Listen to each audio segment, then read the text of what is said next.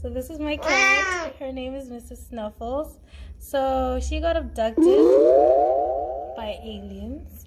And then Mrs. Snuffles and the aliens became friends. And then they all flew away together with their friend, the Pegasus. Yay! This is... But I Wow. still lost my cat. So.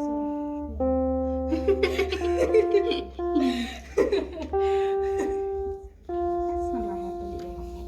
No, but at least my cat has friends now. You never know if he's dead. It's not dead. You never know.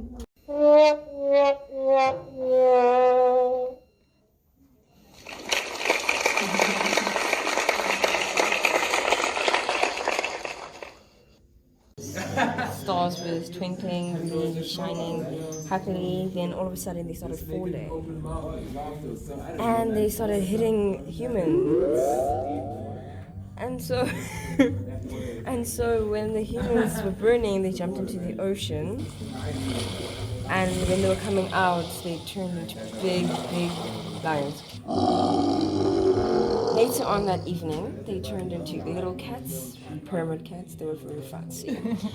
And they were like, okay, so this is over. I like that.